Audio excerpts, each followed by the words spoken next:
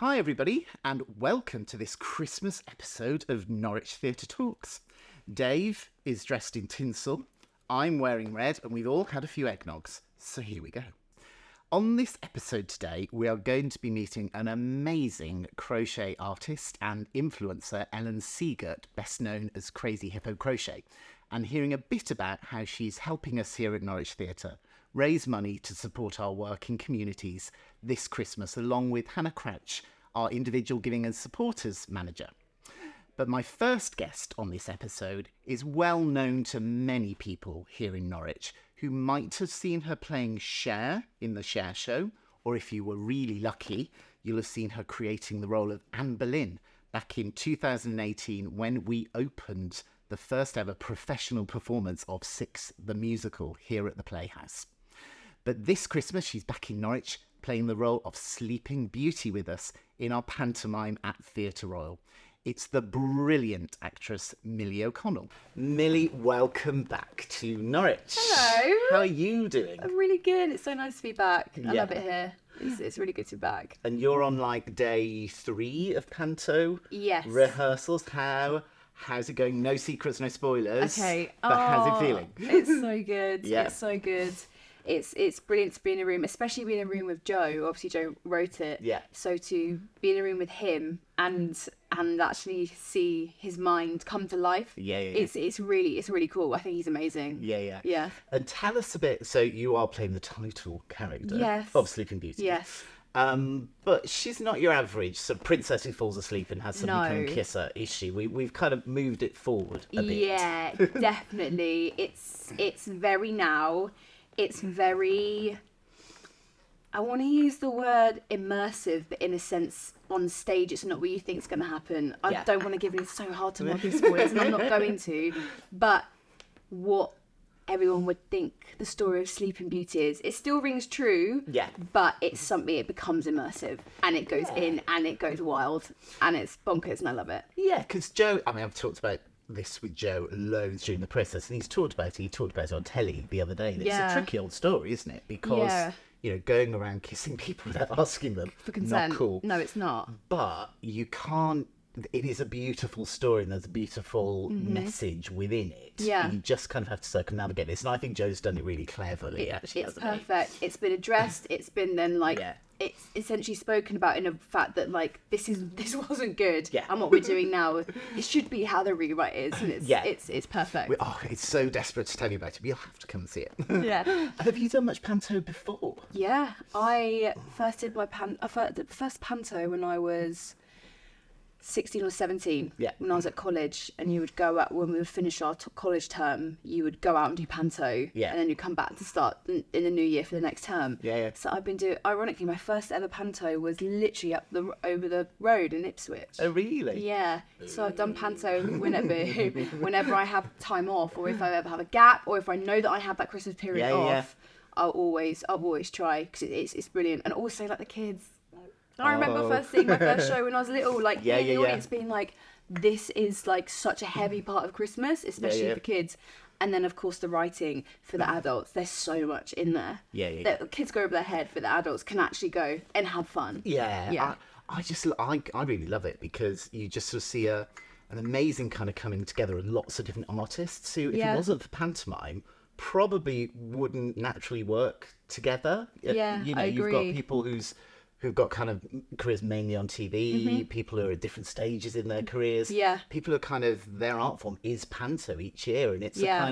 it's a real mix, isn't it, of experiences? Yeah, it is good. And obviously to have someone say predominantly in theatre, play opposite someone who's predominantly in TV. Yeah. I think that's really fun as well. Yeah, and then yeah. having like just straight comedians. Yeah, completely. And then obviously ensemble, the dances. Oh my gosh, the dancing this year. Is it? Yeah, it's amazing. Amazing, It's amazing. amazing. I put my head around something, and the numbers that I'm as well. But I saw one number and was like, "That's amazing." And the other thing that I always think, and this is one of the things we think about with panto all the time, is, you know, you can't be preachy with panto. It's not issue-based work, but you've got to move the art form on. And, you know, traditionally, the girl parts Yeah. have always been a bit sort of underwhelming, Yeah. haven't they? Yeah. And so what are you doing with your Sleeping Beauty to kind of So that she's not just the sappy princess that No. that you sometimes find. No, she's not. I think Because that's not you. no. There's an edge to Rose. There's a sense of awareness with her. You see it from like the first scene. Yeah. There's questions. Yeah. There's questions. Why am I here?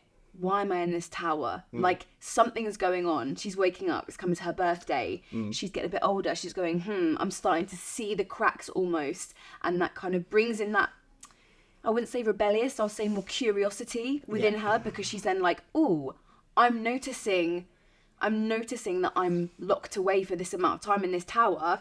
That's probably not what other maybe teenage girls have had. So she's aware, and her awareness becomes higher and higher throughout the show. Yeah. And I think there's an essence to her as well, which she has got that a bit of a, I'm not going to put a heel on, I might put a boot on. Yeah. I might stomp around for a bit. Yeah. I'm not afraid to say what I think. Yeah. But in a way that she still has a lot of grace. She's very gracious, and her empath levels are high, which is actually quite like me. I've got high empath levels. Yes. So I definitely bring that to her.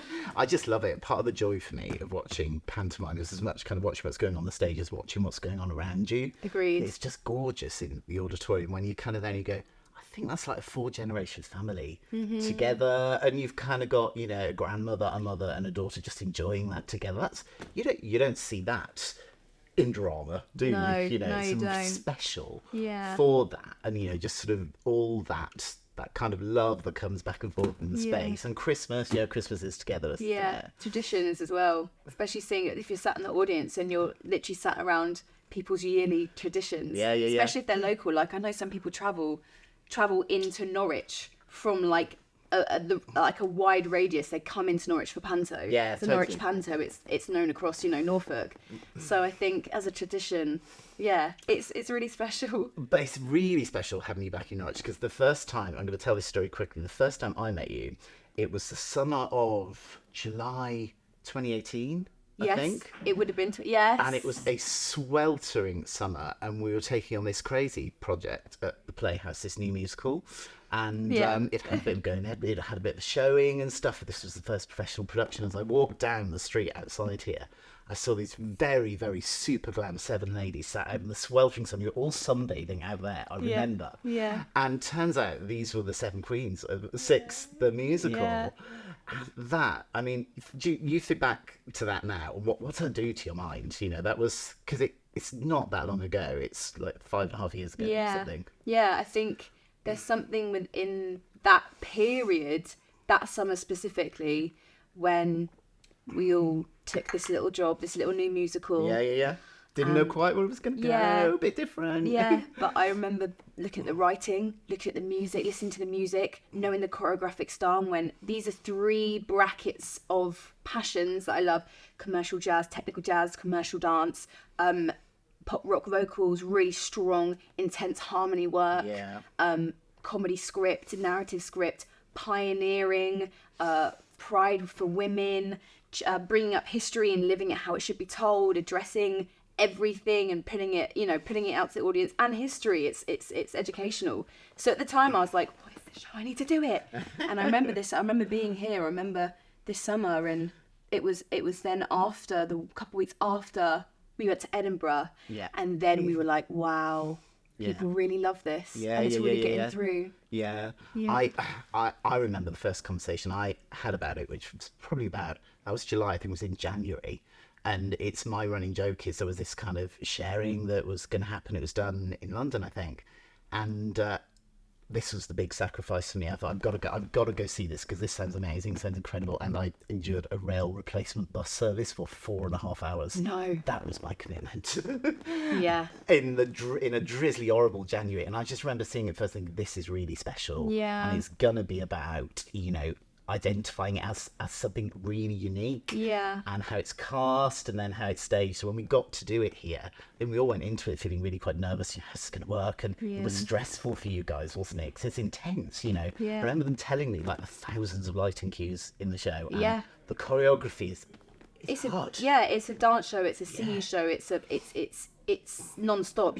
Once you're on the train, you don't get off until the curtain comes down. There's no interval. It's part of it. It's a bit of a shorter show, so you get that burst of adrenaline, that burst of serotonin, me on stage, but also as the audience member. Yeah. But yeah, I remember the cues, the timing. It's a machine. It's brilliant. Yeah. It's an extraordinary ensemble piece, though. Absolutely. And, you know, I met you 7 girls together because people could say 6 all the time. There was Grace, wasn't there? As course. well, the super swing. Seems like And I remember meeting you guys and just seeing that bond forming. That was critical to make it work, wasn't Yeah. it? If that chemistry wasn't there. oh yeah. I mean, it's the fact. I remember when we first met, and we're so similar. We're all so like-minded and similar experiences, similar outlooks, and the bond that we have, what we went through 2018, 2019, you can't find that. And it's so funny that new year in like January, February, I remember asking the universe, I was like, I really want like women around me. Like I saw it, I was like, there's a group of women, like sisters, people, support system, friends, best friends. I remember being like, I want to invite that into my life this year. Yeah. And then it was only like a month, 2 months into 6 that I was like, this is what I asked for. Like, this is actually the dynamic that I like wanted, that I attracted into my life. Yeah. And then I was just living in it. That's incredible. And you guys are still, because Yeah, you we're you each left the ship, the West End show, didn't you, at Yeah. various points. Yeah. So the cast has kind of revitalised a few Yeah. times, but you still get together and you do stuff together. Yeah, we don't do you? stuff together. We do music. We do little events. We write together. We meet up. We're so big. Imagine like 7 people's schedules trying to make it work. I and can't we do, imagine. even if it's 3 days or 1 week, and we'll get into the studio, put Yeah. something down, or we have like an online little group that we chat in, like literally on the WhatsApp. So if we're all there, we'll make it work. But we've got WhatsApp. An amazing an amazing start for some of you quite early in your careers, because I remember talking, I think it was to Grace, certainly during the tech period here, she was going back to graduate. Yeah, she It was was. that Her and Maya. Yeah, that's right. And you know, and you guys didn't all know each other beforehand. No. Kind of thrown together. weren't Yeah, you? we were. Yeah. We were, and it was just the most perfect equation. Like it was. Wow, perfect. it's so cool to have you back. And of course we had JJ in pantomime last year, so you know, watch out next year, girls. Yeah. There's a trend here. Yeah. And you were here again. You were here with the Cher show. Yes, so weren't we you? closed the tour here. Aha. We closed the tour this We year can't in keep Norwich. away from Norwich, I know, and I love Norwich, and it was our last week here, and I had to go straight back to London.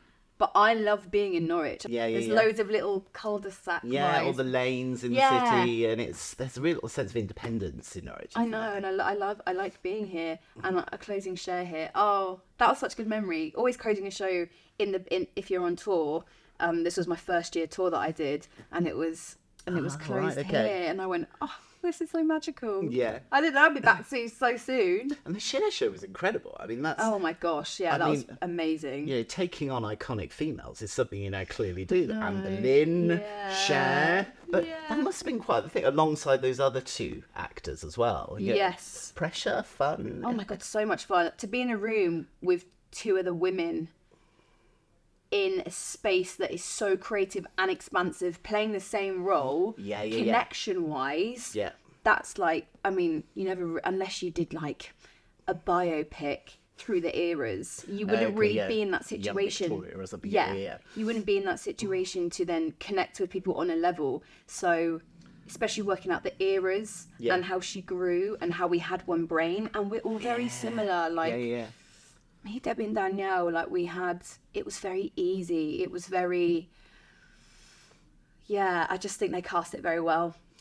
And I loved singing with them. Did. And helped by some amazing tunes. I mean, Oh my god, I you know. And the best thing about the show is that if you lifted out the music, you're left with a really good play, like a really good book. Yeah. The writing was fab. So the fact that the music actually was able to be interjected into the writing perfectly, Yeah. so you weren't just randomly breaking out into Cher. Yeah. Like Yeah, it yeah. made sense in story, and it felt right. And Yeah. I loved that. It's playing. It's kind of the same with pantomime, because you are the princess. All the kids in the audience, boys, girls, whoever, are kind of looking at you, and that's Yeah. sort of, oh, I want to be that person. Yeah. And that was it for six as well. Back to the Queens. you Yeah. know. the audience demographic, particularly of girls, is just extraordinary. It sort of puts you in this space of like that role model, space. Yeah. How does that feel? Because you guys get mobbed. Yeah, Don't you? I mean, to pioneer with anything is something so good. That's something I've always wanted to do in my career. Even if it's like just a little footprint on the sand in like history, just something to be like impactful for others. Yeah. I think it's musical theatre, like our job. I want you to sit in the audience for 2.5 hours or an hour or 75 minutes or whatever and have escapism. Yeah. Let us take that. That's my job. Yeah. We want that. We want to make you feel that. And that was the biggest thing for that, especially for young queer people coming to the show and sitting in the audience and feeling extremely seen and held. Like, to have a show feel like a hug and a safe space. Yep. That's what I was like, okay, that's all I wanted to do. Yeah. And they came in, and obviously we're part of the clogs of a bigger production, but for us it was very personal, like how they connected with the characters or the people on stage or the music or seeing the band, a full female cast. Yeah. And band, and being like, oh, there's a girl up there playing the bass. Yeah. That's really cool. Yeah. And they're 14, 15 years old and they're going to music class. Yeah. And they're going, oh, I just saw a show at the weekend and there was a band out front on stage and they were playing these instruments and they're all female. Yeah. There's space for me to do that. Yeah. That has been the extraordinary power of the show, hasn't there? Because there are musicals we all see and we think, that's a story that has to be told because we don't know that story. And the beauty of Six is everybody kind of knows the story of Henry VIII, but then you're twisting. Actually, you don't. And through this is an audience-focused show. And I think it strikes that balance just brilliantly. Did you miss it? Oh, I loved it. I love it still. I've always wanted. It just must be that show. wrench. And the same for people on TV as well. When you're in it, you've created a role, but there comes a time, I guess, where you've got to kind of go on and do something else. But it must be a wrench. I think the word, I don't know. I think when you miss something, you feel you have lack of something, possibly. Yeah. Maybe in my opinion.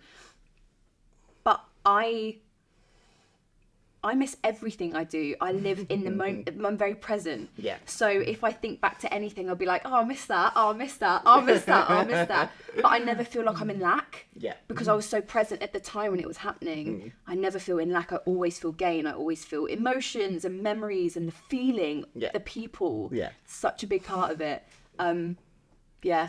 Oh, Well, my other abiding memory, not only just an amazing show, but we had the best party here. I think I probably only recovered from my hangover from that post-show party about 2 days ago. With the pulled pork, and we all jackfruit. That's right. I remember that party so clearly. I knew what I wore. I knew how my hair. I knew everything. We got some great pictures. I'll show you them later. At the back. At the back. With all the, oh my gosh. And I vaguely remember leaving this after-show party about 1 a.m. and seeing the 6 queens of the brand new Six the Musical dancing with a group of our quite prim and often quite proper supporters. And it was just joyous. It was amazing. Absolutely amazing. Yeah. So what are you looking forward to at the moment? I mean, Panto opens in a few weeks' time. You're in rehearsal. And then what's coming up for you? Oh, 2024 looks good. Does it? I'm so excited. Are you allowed to tell us anything? I'm not. Okay. I'm sorry. I actually would if I could. No, not at all. It looks really good. It looks really fun. Fabulous. Got a great team around me. Yeah. Fantastic team. We worked hard end of summer in this kind of cusp, coming into Panto season, knowing that everything was kind of sorted. Yep. To be able to then focus in on this with the text, with the songs, with everyone in this room. Yeah. But I'm really excited for next year. It's going to be pretty cool. Oh, Millie, we are so excited to have you back in Norwich. Can't wait to see you on the theatrical stage in a few weeks' time. I'm so excited. Thank you for joining us. Thank you so much. Do you want to go on an adventure? Because you're going to a town called Best Wishes! Good day, people of wherever I am. Hello, commoners! Munch and I look at all the pictures of my future prince. I'm the prince. On my birthday is when I finally get to meet him. A party to disrupt. Evil plans to prepare. Hello! Not you! Into a stag. Finish with your hands like this. Yeah! We'll have to sing it again then, won't we? I'm here to save Rose.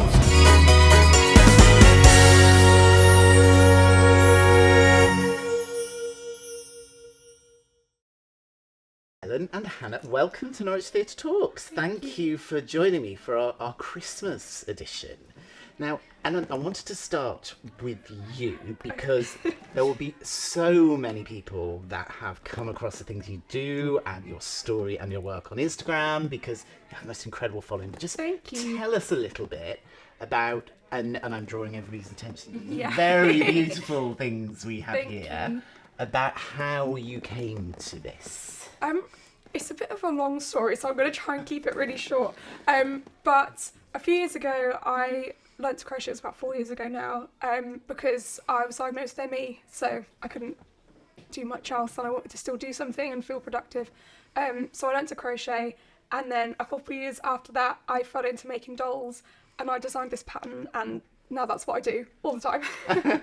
And it's amazing. And how are you at the moment? Not too bad at the moment, thank you. I've been a lot better this past year, so it's going well. That's Thank you. brilliant to Thank hear. you. And the coming to crochet, was that something that was suggested to you as part of managing your Emmy, or something you'd Yeah. always wanted to do, or? I don't think crochet specifically wasn't suggested, but they were always like, you can do arts and crafts. I've always been a really creative person. Yeah. My granny taught me to knit when I was 5, and I made Okay. a scarf, but I could never go any further than that. Like, trying different stitches just didn't work. Yeah. And I was sat there one really rainy day, and I was like, you know what? I'm going to learn to crochet. I'm going to crochet a flower for my dog for her collar. Yeah. Then I just haven't stopped. It just grew. I didn't mean for it to, but it did. and this was self-taught, yeah? Yeah, from YouTube and just having a go and learning. Uh-huh.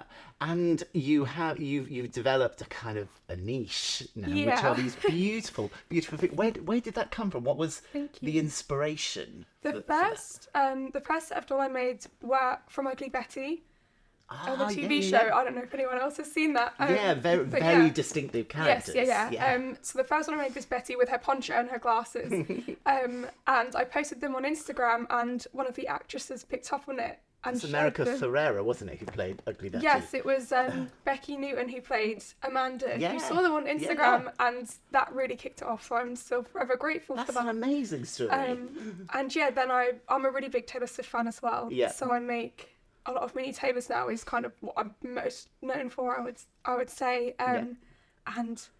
So that's where I'm at now. That's absolutely incredible. And Thank you. and you live here in Norfolk. Yeah. You're born here in Norfolk. Yes. Yes. And it's just one of those incredible things that's sort of social media, isn't it? That Yeah, you've developed. absolutely. Go on, tell us. You have developed the most incredible online following, Thank haven't you. you? Go on, tell us. It's over 100,000 on TikTok now. Yeah. That's That's astounding, isn't it? It is a bit crazy. TikTok is really it just Yeah. takes off without you even noticing. Yeah. So yeah, it's been really, really cool. And right here, this amazing creativity in Norfolk. So, just tell us a bit the process of making one. Can I? Yeah, of course. Can I? Yeah. Let's grab Joe Trissini by the head. I would never do that. They're beautiful. Tell us a little bit how you go about it. So generally I start from the feet and sort of work up. So there's not much sewing involved because that's something I really don't like doing when having to sew them in the right place. Yeah. So it's all sort of crocheted together. And then if they have say dresses or little jackets, I make them separately. Yeah. And these ones are made from the sort of sample scraps of the fabric that made the actual costumes for the panto. Right. So that's a nice little story that adds to it. Of course. But yeah, no, I really enjoyed working with different fabrics that I haven't necessarily had a chance to before. So it was a good challenge to. So how long would, from start to finish, how long does it take to make a Joe Trissini again? That one was about 3 days, I want to say. Okay. His tail definitely took the longest. Yes. But yeah, some of the others, especially the dresses, the little ball gowns took a while because I'm having to sew them separately, make the base, then sew them, then put them on and make sure it looks good. They are absolutely beautiful Thank you pieces very much. of art, and Now, Hannah, welcome. Thank you. You tell us a little bit about why we have this lovely, lovely set. So the really exciting reason that Ellen has made this set is once again this year we'll be holding our annual Christmas Appeal at Norwich Theatre, and Ellen has very, very kindly made and donated this fabulous set of dolls so that we are able to use them for our Christmas Appeal. So we're running a raffle at Christmas, and the lucky winner can win our cast in miniature. Thank you, Ellen. They're not the only ones I've made for this. I also have another special little one because we felt there was someone else who deserved Oh, their my own Minnie. word. So here you go. This is for you. I hope you love Minnie Stephen. Orange trousers. That's the last time I saw you. I was You wearing were in orange trousers. trousers. It's a good job I didn't bin them, isn't it? Yeah, That very is good job. Very amazing. good job. That is amazing. Thank you for being flattering. You're very welcome. I can never now cut my hair. Can I? There was a slight crisis because we thought you may have shaved your facial hair, and we were like, but I've already made him with A facial good job I'm lazy. not good. Ellen, This is really I'm so touched by that. I'm glad Thank you like you. him. You're welcome. My very, very own. Every time I've seen one, I've secretly thought, I love one. Thank you. And Ellen has promised that she didn't go to your orange trousers to take the scraps Yes, of material. I absolutely didn't do like that. she did with the panto did dolls. All your clothes are still intact. Oh, bless you. That's so touching. Thank you. You're welcome. It's amazing, but it's been so lovely working with you because these beautiful pieces of art, and I've talked a bit about how as an organisation that the value of creative experience in whatever form, and it's just amazing to hear your story and how finding this creativity has been so good for your physical health and I guess your mental health Yeah, as well. absolutely, Coping with yeah. a difficult condition. It's lovely to have you here, and that you're giving these now to support some work that we're going to be doing. Hannah, tell us a little bit about what the Christmas Appeal's about. So actually, Ellen's story really helps us explain what the Christmas Appeal is about. We obviously really feel passionately about the ability for creativity to change lives. So our Christmas Appeal this year is all about bringing that joy of creativity to people who might face some barriers to exploring that on their own. So we will be raising money, as we usually do, both in our venues through bucket collections and online as well, so that we're able to break down some of those barriers so that people can take part and engage. That might be coming along to see a show, it might be taking part as a family in some of our workshops, or something for example, our My Theatre programme, where we run music sessions for those living with dementia. So we at Norwich Theatre have a whole breadth of ways that people can get involved, and we just want to make sure that whoever you are, whatever age, diversity, interest, etc., can really get involved with what we do as well and feel some of those benefits that Ellen's already talked about. Yeah, absolutely. It's just such lovely synergy. And how can people do that? How can people support the appeal and get involved to win some of these lovely things? But not mine. That's mine. just make that clear. Not mine.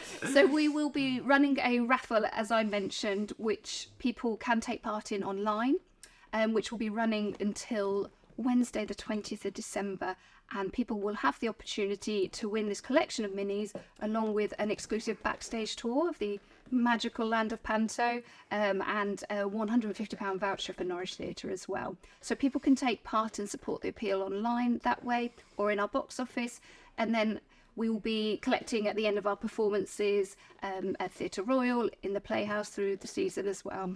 Fantastic. And then just finally back to you, Ellen. I've got two questions. Look, lots of people know your work, but I've seen the stuff that you do online. How can people follow you and see more about what you create? So I'm on Instagram, Facebook, TikTok, Pinterest, and I'm Crazy Hippo Crochet. Crazy anyone Hippo would Crochet. like to see, thank you very much. Great name. And Thank you. you've done so many people actually. Who's left on the bucket list that you might like to create? Quite a few actually. Yeah. I started to make a Bridgerton sort of set, Oh, but I haven't costumes. had because the costumes are amazing and the dresses and everything. Yeah. But I haven't had chance to sort of sort of round out that collection. I've only got a few, so I might take some time to work on those ones next. But there's always, you know, different programs or singers and outfits that you're like, you know, I'd really love to create that. So yeah, this has been an amazing opportunity to really work on, you know, different details and have that sort of diversity and costumes and everything. So thank you. Well, it is joyous to speak to you, and what you create is absolutely stunning. Thank you again. Very much. Please do check out Ellen's work at Crazy Hippo Crochet and support the Christmas Appeal with the chance to win one of our lovely panto cast. Thank you both. Thank you both so much for joining me. Thank you very much. Thank you. Thank you very much for joining us for our Christmas edition of Norwich Theatre Talks. If you haven't got your tickets for Sleeping Beauty, The Fairy's Tale, get on to norwichtheatre.org right now and get them booked. And do check out the amazing work that Ellen creates on Crazy Hippo Crochet. I'll be back in January when my guest for that episode will be local writer and performer and one half of the Nimmo twins, Carl Minns, and he'll be giving us a sneak preview of his January show, She Go Looks Back at 2023. Have a really happy Christmas and New Year.